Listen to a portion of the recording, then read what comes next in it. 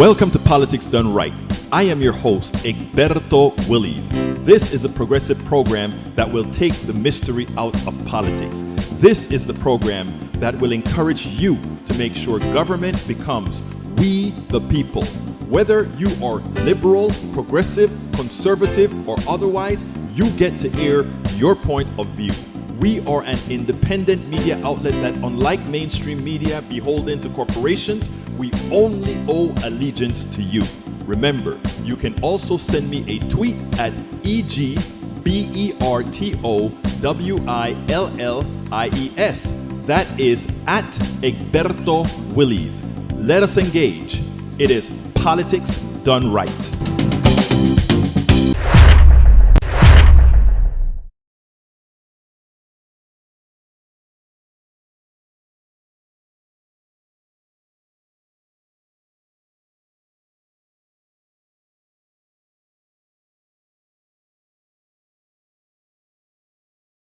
It's my voice. Guess what? We have new software. They just released new software, and I installed it last night, and evidently I didn't install a microphone. It seems now that we have a microphone. I trust that we're coming over clearly. Please confirm. I trust we're coming over clearly. Anyhow, we are going to have a great program for you all today. If we have a minor crash in the interim, forgive me, because as it turns out, like I said, we installed a new version, and already on a couple of tests, I saw a crash. But anyhow, let's go ahead and get busy as I try to clean up our green screen by doing this. And I think that does it. Excellent. All right. Anyhow, folks, we are going to have a great show for you. Melanie Keelan is in the house. Welcome, Melanie Keelan. Eric Hayes is in the house. But where is everybody? Did we not send out the link? Did it not occur on YouTube that all the links went out? I hope it did. But I'm looking at the YouTube channel and people are missing. Where is everybody? Happy Valentine's Day. Are you out with your lady? Are you out with your man? Are you out with your better half? Maybe that's the case. Anyhow, we have a great show for you today. I want to start, however, talking a little bit. What I'm going to do is, while more people get here, I am going to go ahead and bring up a Common Dreams article that I found. Let's see if I can get it up in here. That made me quite happy, especially after a rant that I did at KPFT. And that article is as follows. And I'm testing out new way of bringing our windows in, but that's the article right there. And it seems like I need to skewer this up so that it takes more of the screen. It looks like that does it. All right, I hope that works. Anyway, like I said, we are using new software and checking out the different features. So if we have a little mishap, you understand why we had a little mishap. Okay, here we go.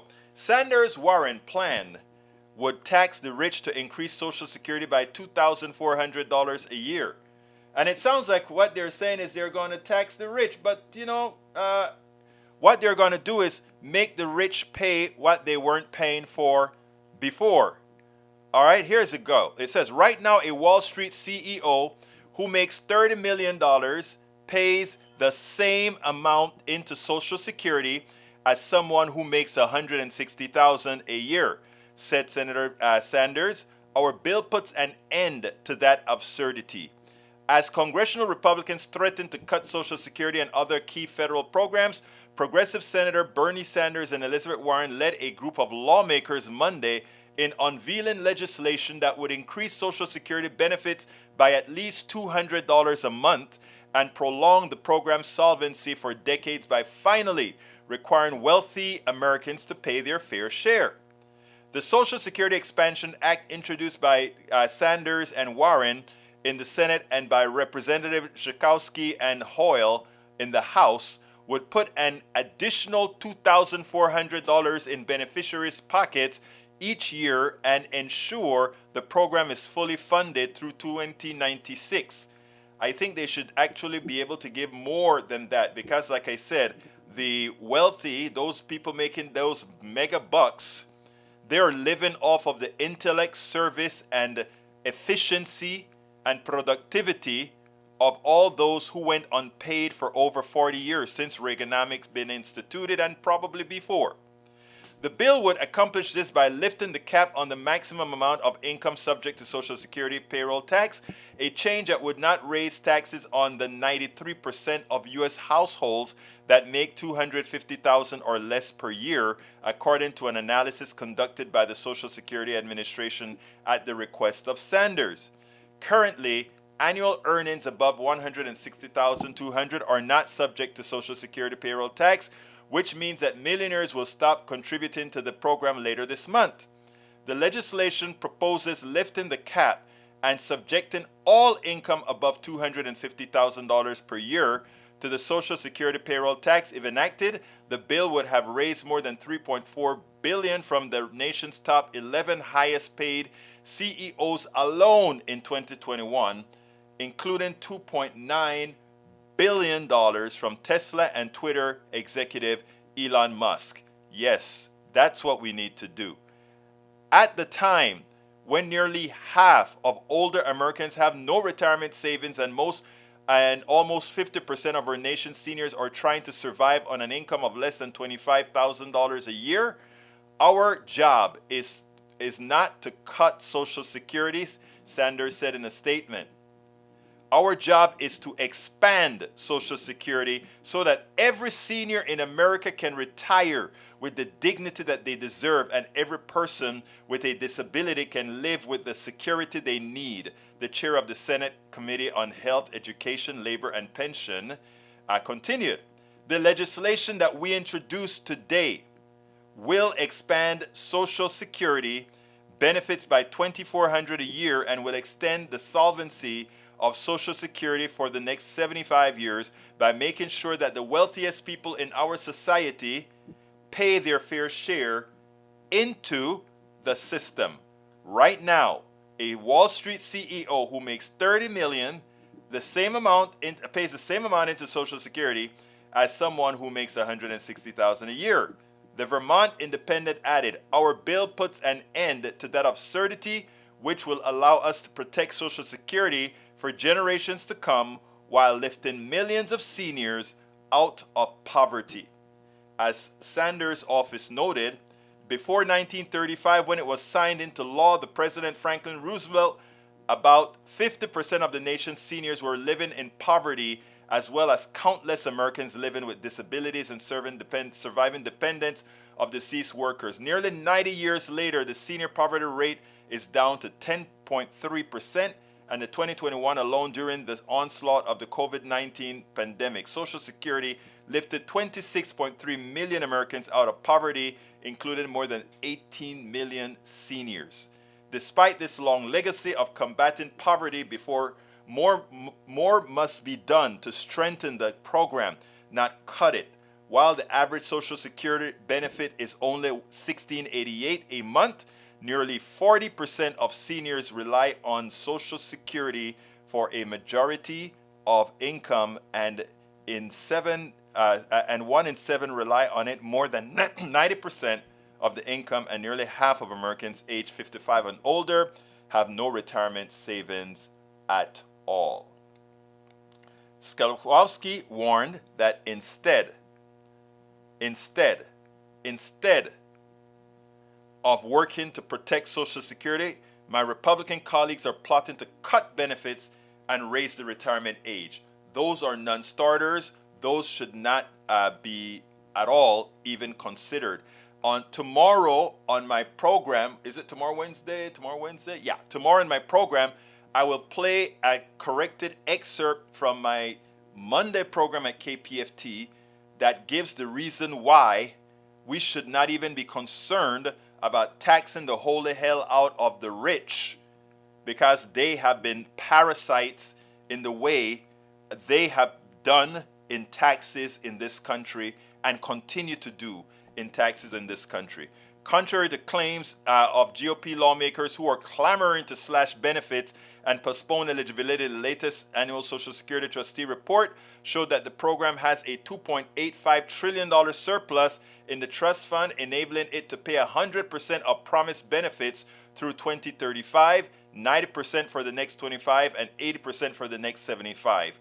While House Republicans are willing to put Social Security on the chopping block, we are fighting hard to protect Americans' hard-earned benefits and expand coverage, said Hoyle. With the rising cost of living, it's time to modernize and expand Social Security. It is imperative that we do that. In addition to lifting the tax caps to boost benefits by $200 each month for all recipients, the Social Security Expansion Act would increase cost of living adjustments by adopting a more accurate measure of inflation, improve the special minimum benefit to help keep low-income workers out of poverty, and restore student benefits up to age 22 for children of disabled or deceased workers.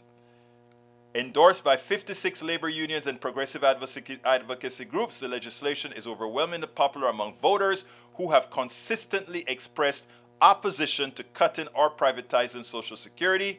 According to polling results published Monday by Data for Progress, 78% of likely voters support the Social Security Expansion Act, including 85% of Democrats, 75% of independents, and 72% of Republicans. The survey commissioned by Social Security Works, that's my buddies Lawson's group, was conducted online from January 27th to January 30th. Social Security Works is proud to endorse the Social Security Expansion Act. The group's executive director, Alex Lawson, said in a statement, "This bill is the answer to any politician pundit who claims we can't afford it. Social Security, it protects and expands benefits." All right, let's hear what some of you are saying now about that great article. We have James A. Robichaud says, taxing the rich does nothing to enable us to pay out more Social Security. We can pay out more Social Security by paying out more Social Security. Look, I understand what you're saying, James, but we live in a society where we still have these checks, okay? The awful monetary tax to spend narrative just puts rich people... Look, I get that. It's not that you're putting them on a pedestal. I call them parasites. So please do not say that we're putting them on a pedestal. We're not. I've already stated a statement of fact. The wealthy gets wealthy on the profits they make on the intellect, service, and labor of the masses. How many different ways do I need to say that? That's not trying to make the rich seem like they're on a pedestal serving us, because they're not. And we understand that. But we do have methods of accounting. And if you're to follow methods of accounting, right, where we put money in and pay, again, this is just for numerical analysis.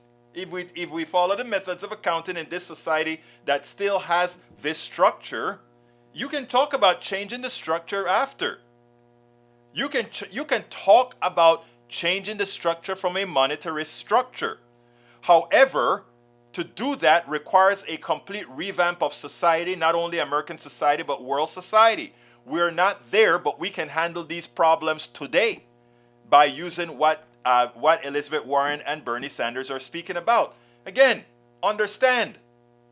We understand the concept. We have to stop being singularly tunneled vision on solutions to problem. I understand all the aspects that you speak about, Brother Robichaud. I understand actually every single thing you're talking about, and we're not in disagreement. However, we do have a structure. You can choose to go and bite something that you'll never get, or you can do something that's attainable.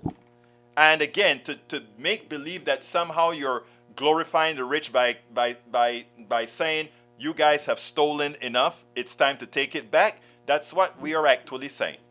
All right, 82247 says, or did I salute everybody? Melanie Keelan, welcome aboard.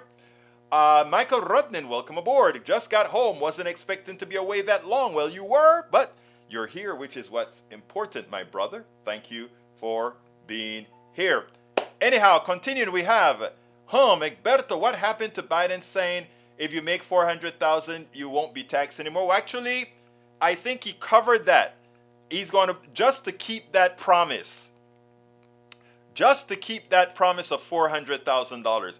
It looks like there is a window that he's leaving between the $250,000 mark and the $400,000 mark.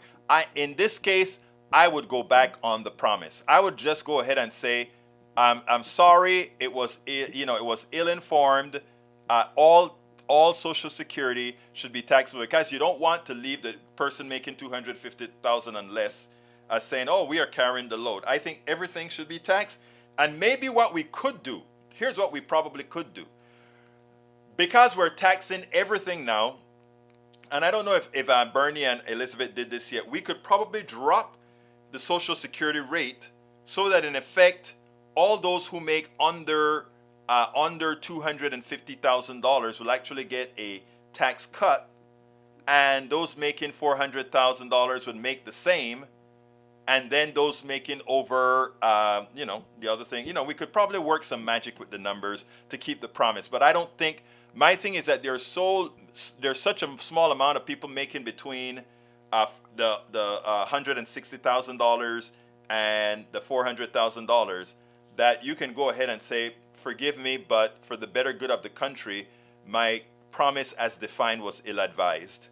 Now, let's see. Lee Grant says, or Mike Cisak says, Elon Musk doesn't make earned income in the billions, only taxes earned income. Hey, you heard what I said. I don't want only earned income to be taxed. I want wealth to be taxed, because it was in fact generated at some time by appreciation, which is a form of appreciated income. It's income because it's what you have. I want everything taxed. Everything. All right. Lee Grant says, I've read 2020 tax forms filed 2021. The newest data shows that the top 1% of earners with incomes over $548,000 paid nearly 42% of all income taxes. What percent would left like? Well, you know why they pay that amount? Because they're the ones making the money. They're the ones that are parasites that are taking the money from the rest. If they were actually paying their fair share, in other words, when I say pay their fair share, I'm not only talking in taxes, I'm talking in wages. The reason a CEO can make $35 million is because the average worker going into the tanks, going into those oil tanks and scrubbing it, they're not making the money commensurate with what their value is to that company. So therefore, if they are stealing the money, of course they're going to pay more in taxes. Of course. Mike Cisak says the only parasites in this country are leftists who keep voting to steal money from people who earn their wealth. They didn't earn it. When Bezos sells my book, he did absolutely nothing for the extra delta he makes on my book. Bezos makes more on my book that I wrote than I do. Please don't talk to me about somehow these wealthy people earn their money. They are taking a piece of all of our intellect. I spent hours upon hours writing books, writing items. And when Bezos printed, because they have the turnkey method, he takes most of the profits because he can. All right? So please, that's a parasite. That's the actual definition of a parasite. Please. All right, let's see what else we got. Maywood says, good afternoon and happy Valentine's Day, everyone. Thank you, Maywood.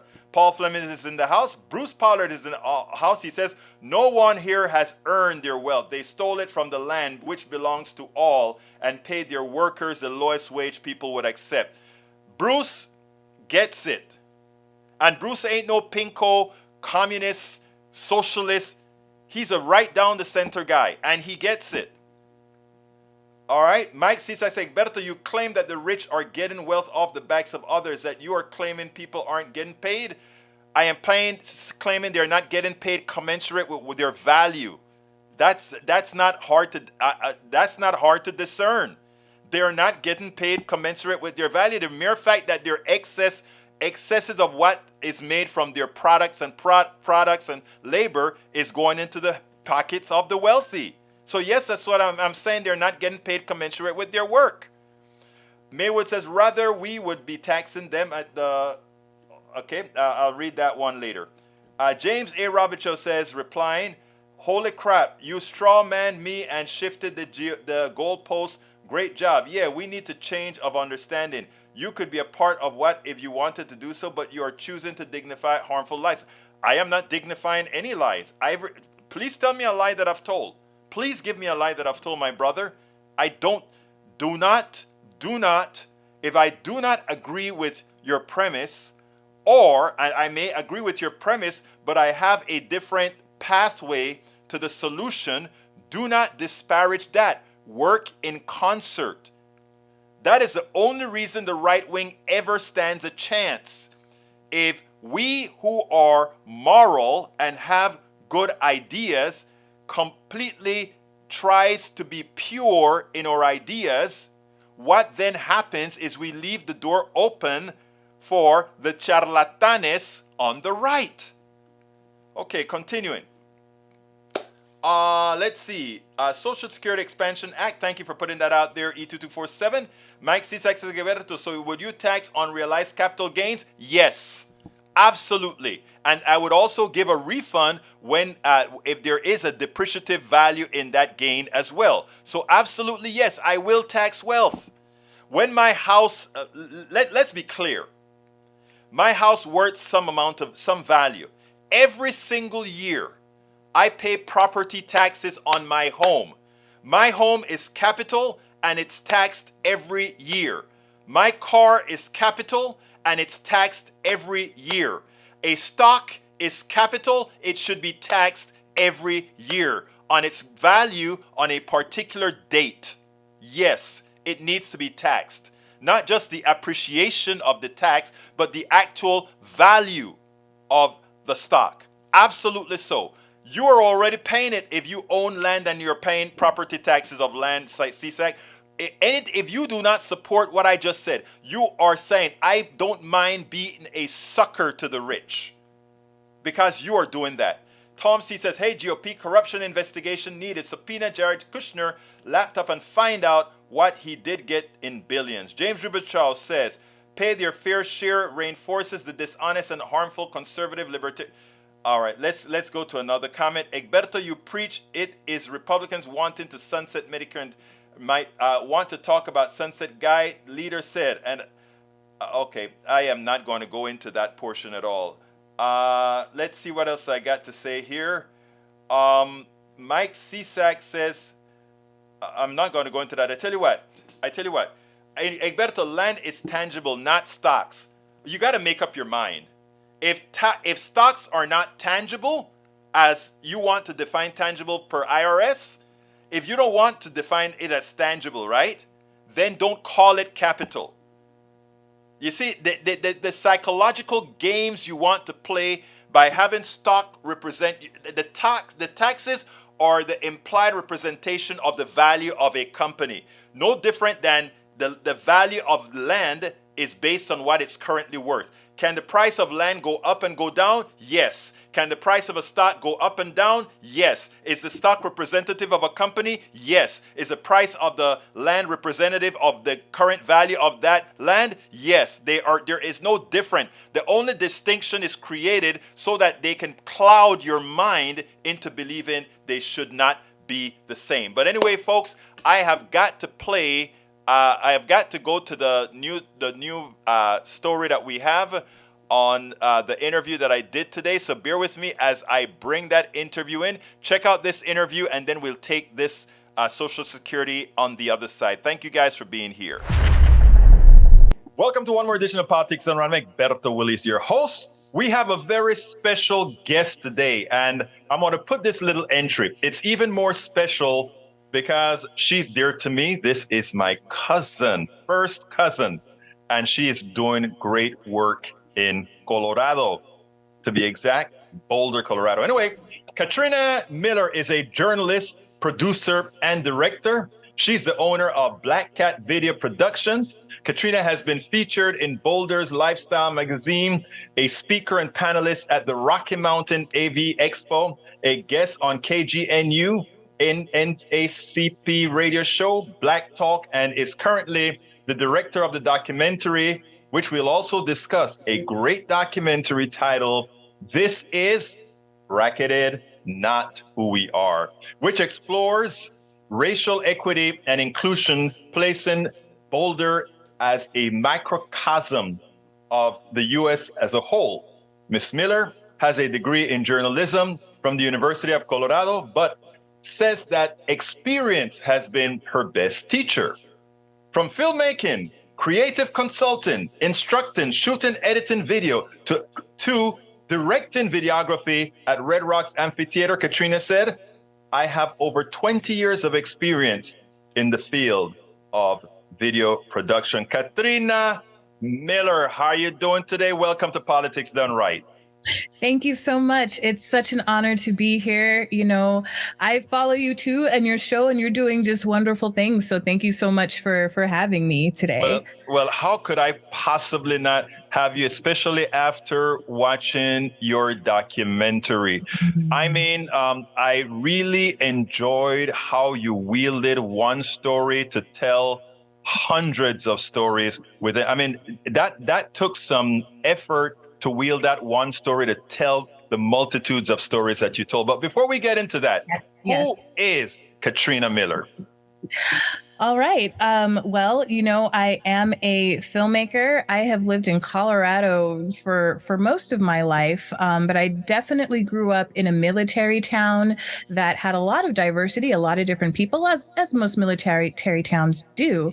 But when I was 18, I moved to Boulder, Colorado, to go to the university here. It's definitely university town, but the thing I didn't know when I showed up was that it was the second whitest university in the United States at the time, being next to Brigham Young University. Wow, in Utah.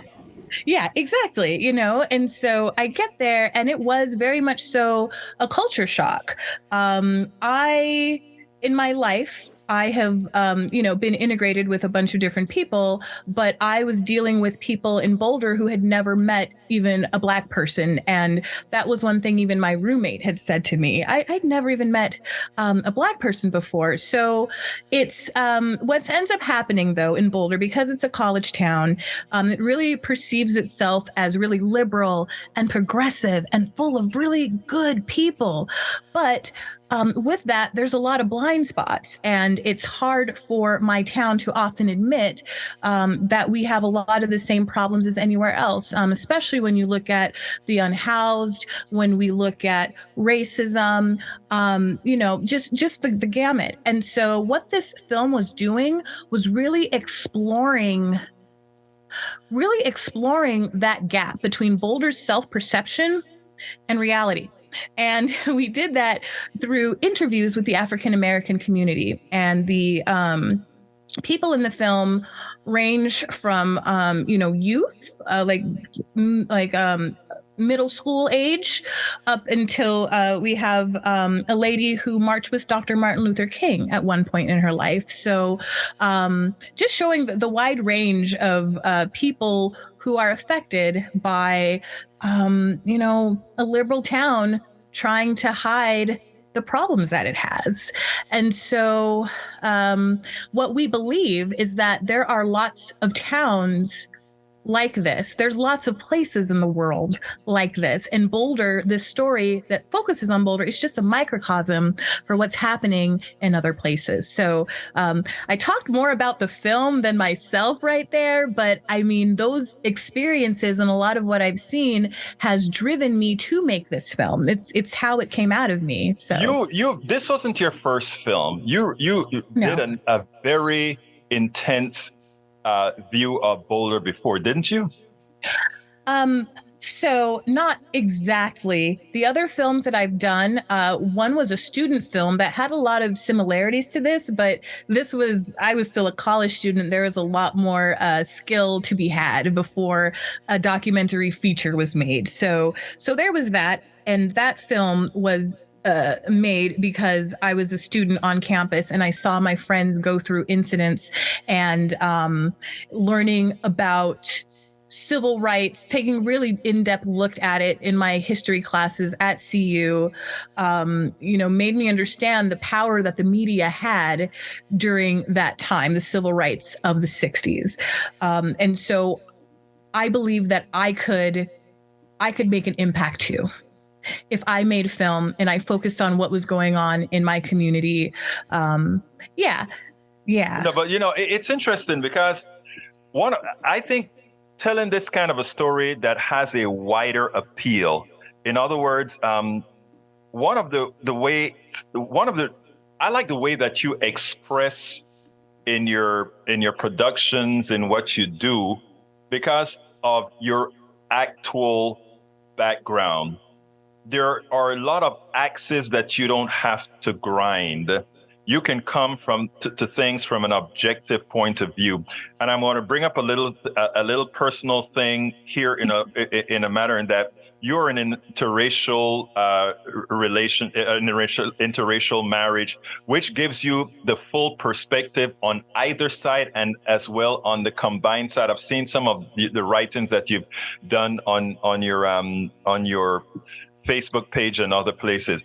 What do you think that, and before we get into the movie, what do you think that brought to your perception of what and who Boulder actually is? And by the way, in as much as we say Boulder, I went to college in Austin, Texas, Yep. the liberal town in Texas. And everything that you specified in your film in Boulder, I could have made it congruent to Austin and just about every other town that consider themselves a liberal town. But anyway, how did your personal relationship give you what it took to be able to tell an objective view of the entire story?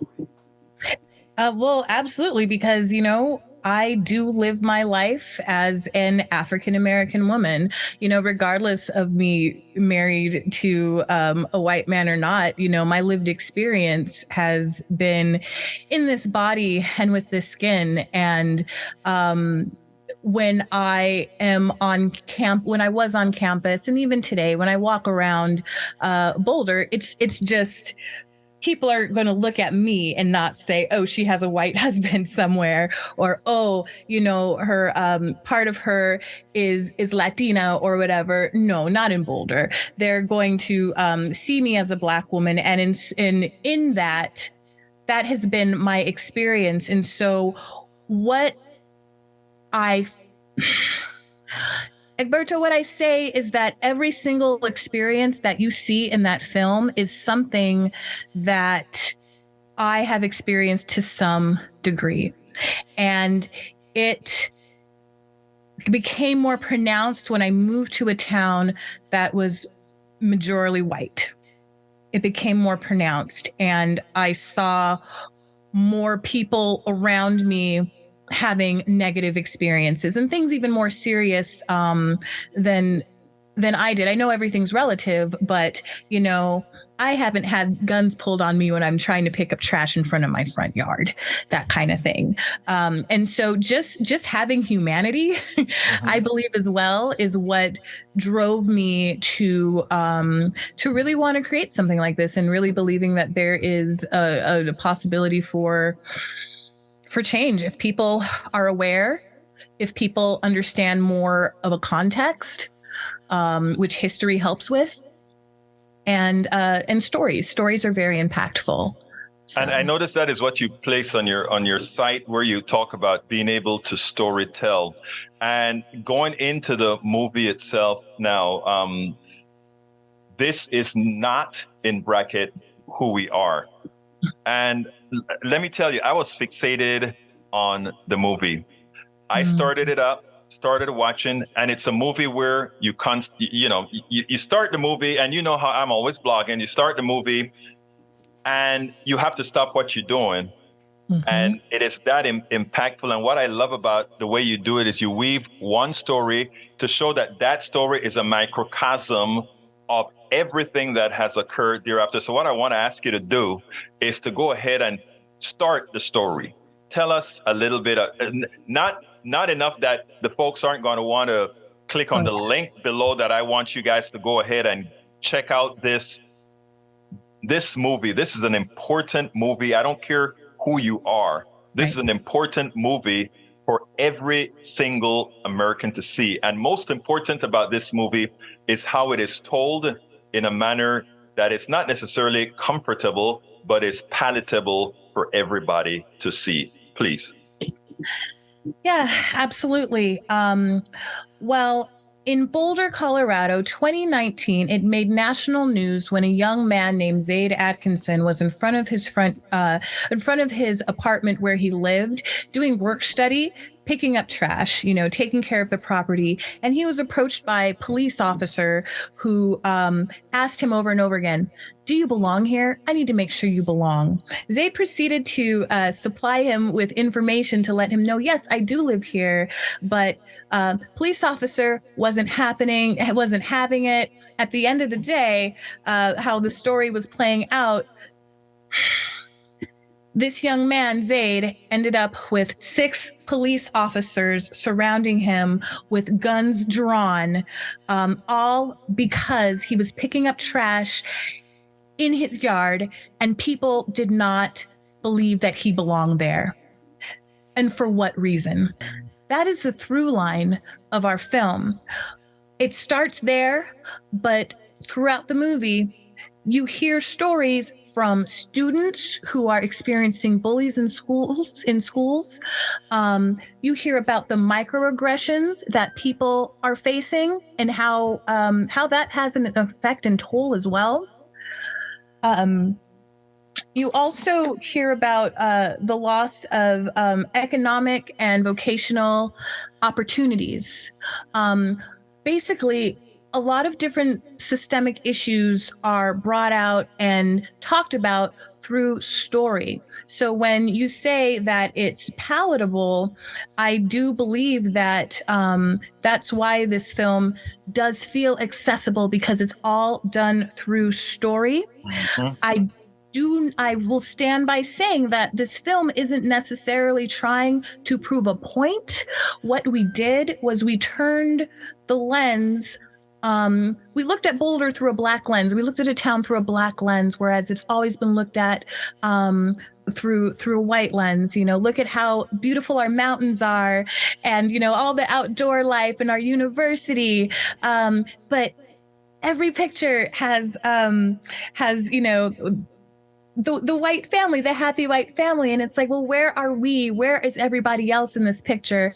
And so that is what our film did. It gave everybody an opportunity to speak about their different experiences, in hopes that we can have our recognition in this town, in hopes that people see that these problems are real. We're not talking about history.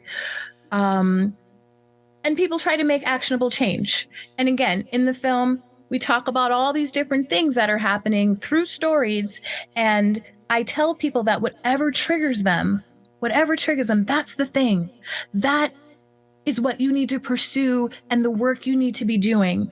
If you are interested in police reform because of what you saw happening to Zaid, then work on that. If you felt really passionate when you heard the young girl talking about her experiences in schools, then you need to be working with DEI in education, but I feel like this film really lays it out for people in a way to understand what some of the issues are and how they can get started with their allyship, or as I like to call allies, I like to call them abolitionists, because we need more than allies at this point. I call it complicits. Yes. Yeah. And so, but really, with all these stories, I feel as if the film ends on, it does end on a hopeful note. There is that promise of hope through coming up with solutions, actual practical solutions, and perhaps it's legislation or creating spaces within our community that are supportive of African Americans that are here. We have a large university. So the question was, what are we doing to support the African American students that are there? So Yeah, the film covers a lot, It and covers a lot of ground, right. and there's something that I want to say a little bit differently than you said it, and that is, you said as far as go do something. Or rather, I want to say that the film is one of those films that says, "Damn it, go do something." Yeah. And the title also says it all. The Yeah. way the title is written, this is in brackets, not, but who we are. In other words, this is who we are. We don't want to be Yeah. this, but this is who we are. And the thing about it, it presents it in a manner that you can say, oh my God, I didn't realize that. But you know what? Now that I do, I can actually do something about it. I just want, like I told you, as soon as I saw the film, and I think I called you immediately after watching it and sent you an email immediately. I had to say, God, well done. And I'm not easily impressed with the amount of stuff that I see. Yeah. And I sat at that film and it's like, wow, we need to get this film a hell of a lot of coverage because it speaks to people and people will understand it as they see the particular film. Now, you are an award-winning person who hates talking about herself, but I'm going to use Big Cousin on top of you and say, hey, girl, before I don't even want to talk about the new thing that happened today. Okay. Tell us about some of those awards Boulder has been awarded to this hell of a director here. All right. Well, one of the most amazing things that happened with this film is that, we were in our Boulder International Film Festival, our local film festival. It's actually pretty huge in that world.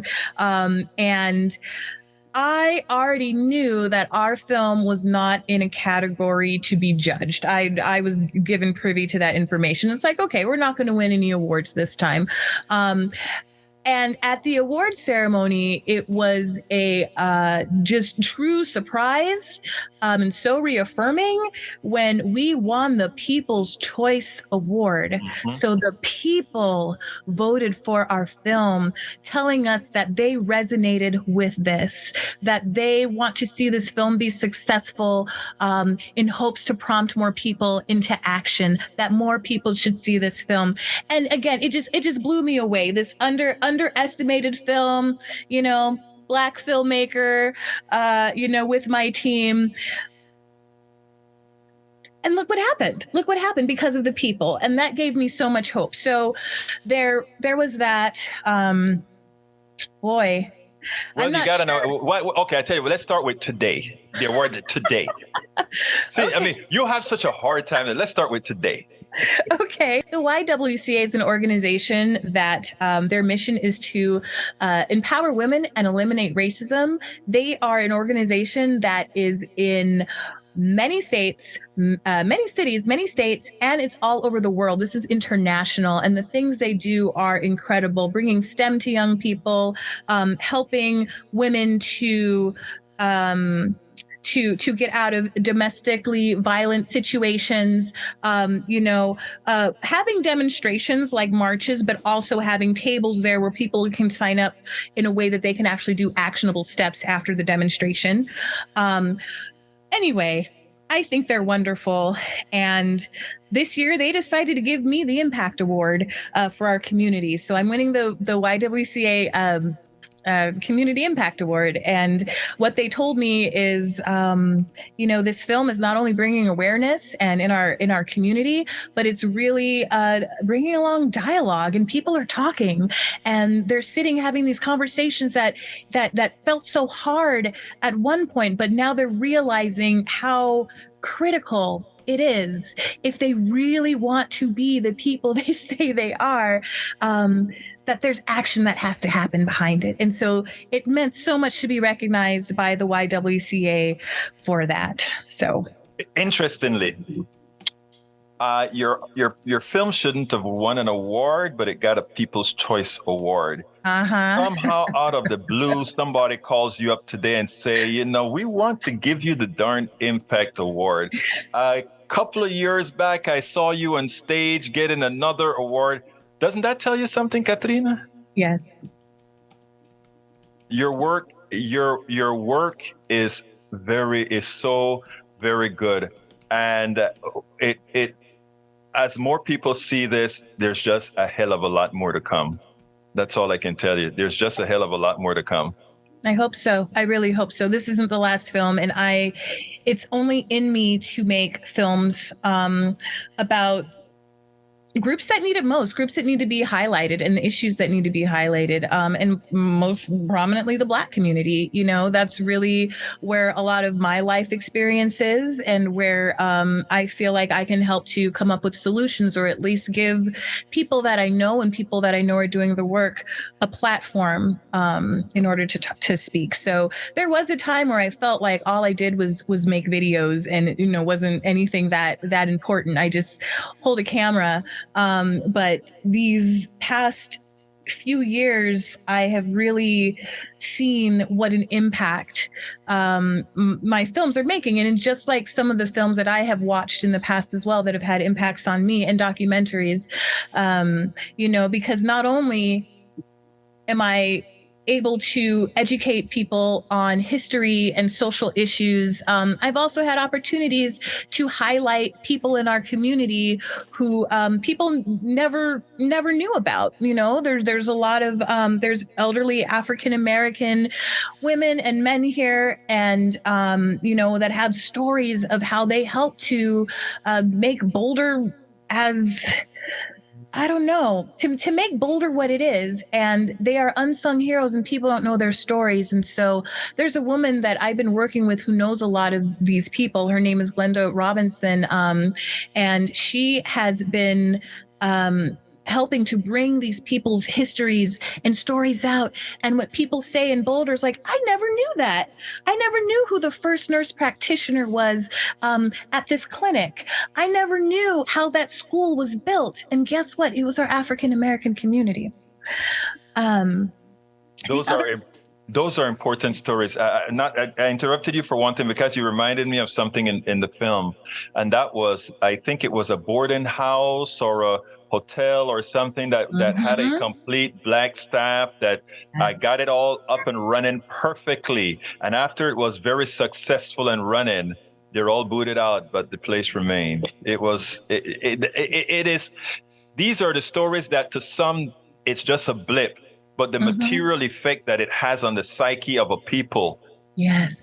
Knowing that, even your success is not, gets transferred to someone else just because of who you are. Such a great film. Thank you so much. And you know what? We are on the same wavelength, because I was just about to talk about that. That's Chautauqua. Chautauqua is a very well-known just area in Boulder. There's a dining hall. There's hiking, because it's right at the foot of these mountains we call the Flatirons. Beautiful area, very historic. And when it first opened in the early 1900s, the Chautauqua Dining Hall, or an auditorium, it's like this huge complex. When it first opened, they did have an all-Black staff, and we find out through the film that basically everybody was terminated, and even the Black manager, who was the supervisor of everybody, everyone was just terminated. I can't give away too much of the movie. No, you can't. Right. I think that tells enough. Yeah. And so living in this community, let me tell you what happened and what I think is great too. So living in my community after the film comes out, wins the award, everybody wants to see it. There's in my town, and there are different venues contacting us. How do we screen the film? How do we screen the film? Chautauqua called me. Oh, really? Yes. And it's like, okay, Chautauqua. All right. Well, you're in the film. Okay, Chautauqua, I think you should have an event. And I think that we should have artists and speakers, and everybody should get paid, and it should come out of your pocket. It took a little bit of time, but it happened. Wow. It happened. And let me tell you what, more about this underestimating what people can do. I was told, we only sell like 300 tickets for these film screenings. We're probably not going to have a good turnout. It was a full house. 1,100 tickets sold. What? Yes, it was incredible. The president of CU was like, "Can I come see the film?" It was incredible. It was amazing. And from what I heard, it was like this lovely cultural experience that was also very healing on the space. And I said, "Good on you, Chautauqua." You know, instead of hiding in the shadows, being embarrassed and feeling guilty, you stood up and said, "Yes, we did that. That was wrong. That's not who we are anymore. And this is what we're going to do moving forward." We've atoned. We've atoned, yes. They took that accountability, didn't go into that world of defensiveness, but said, "Okay, what can we do to make this right?" That was intentional actions. What can we do intentionally right now to make this right? And I hope that that sets an example for many other places and people, you know, not only in my town, but everywhere else. And that's what I'm saying. That it has to be the catalyst, and your film will definitely be one of the catalysts in America doing this, especially in these times where we have some of these politicians trying to eliminate the ability to learn truly what has happened in the past. It's not enough that most of what we learn right now is not completely accurate, but now they want it completely erased. Eliminated. That's the importance of films like what you do. That's the importance of the work that you do. That's the importance of what you have to continue doing. So with that, I'd like to ask Miss Katrina Miller to give me a closer. What would you have liked me to ask you that I didn't? You know, one thing that happens after this film so many times is people ask me, "What can I do? What can be done?"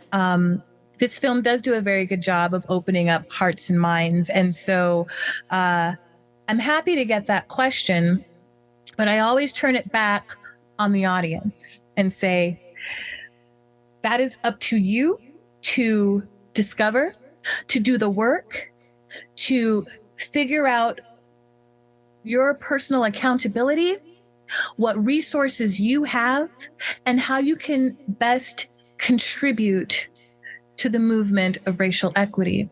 We all have resources. It doesn't have to be something big, a flashy sign or anything. Sometimes it's as big as, "Oh, you know what? I have a Black neighbor I never met. Let me go say hello." Hey, I heard these people saying something that was, saying something pretty racist. I'm going to confront them. It's as simple as that. One thing that I feel like is really important is to back ideas and,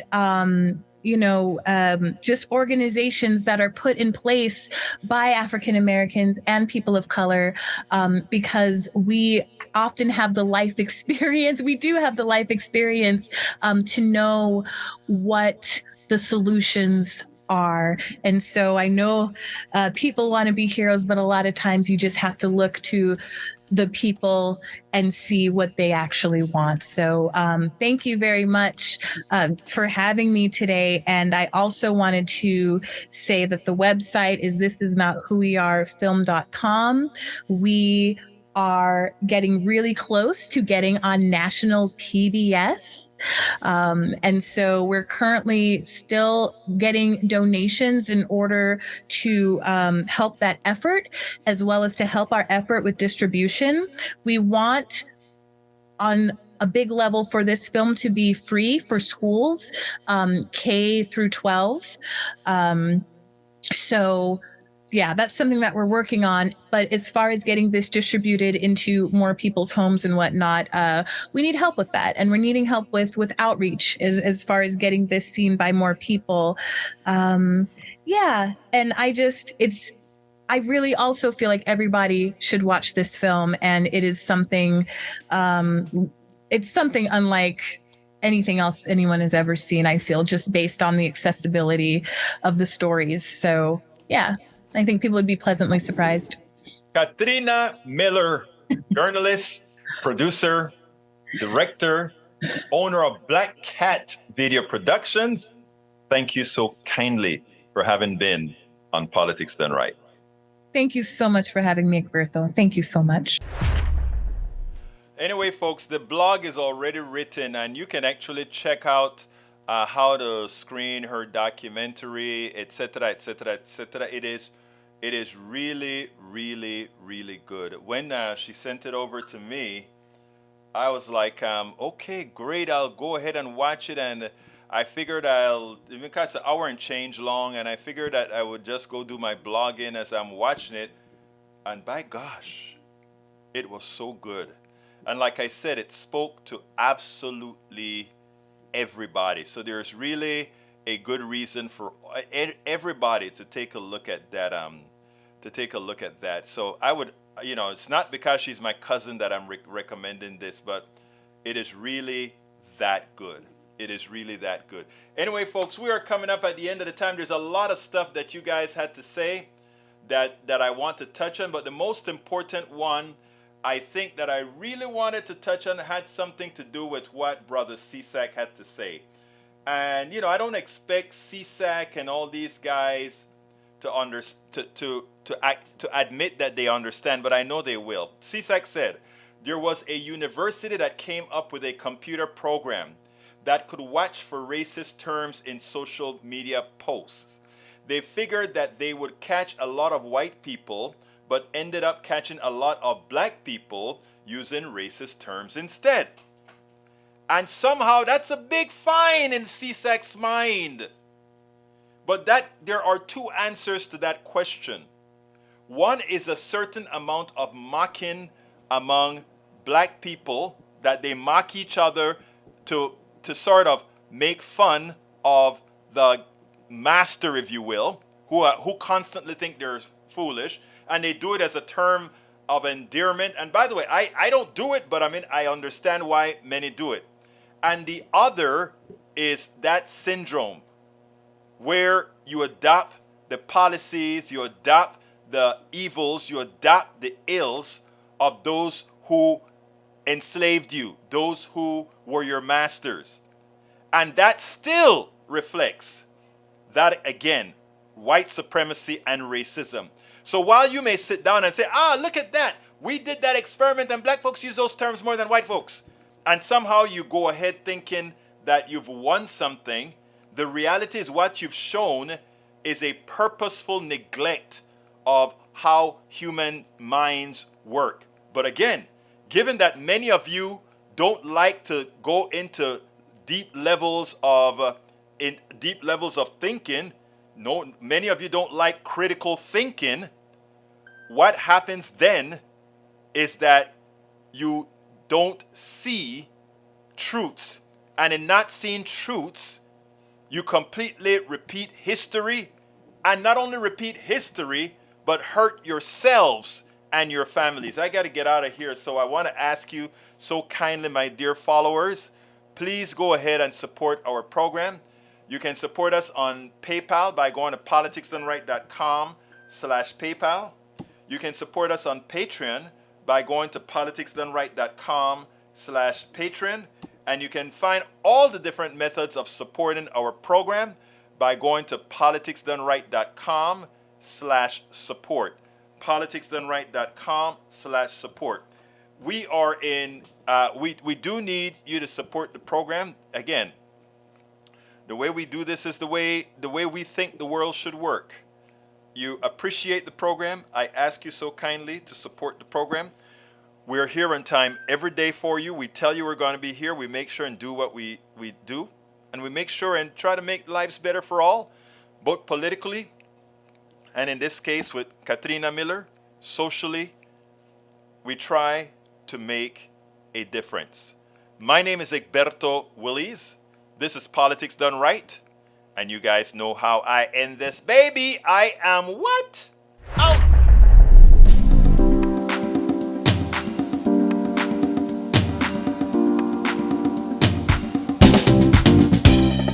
Welcome to Politics Done Right. I am your host, Egberto Willies. This is a progressive program that will take the mystery out of politics. This is the program that will encourage you to make sure government becomes we the people. Whether you are liberal, progressive, conservative, or otherwise, you get to air your point of view. We are an independent media outlet that, unlike mainstream media beholden to corporations, we only owe allegiance to you. Remember, you can also send me a tweet at EGBERTOWILLIES. That is at Egberto Willies. Let us engage. It is politics done right.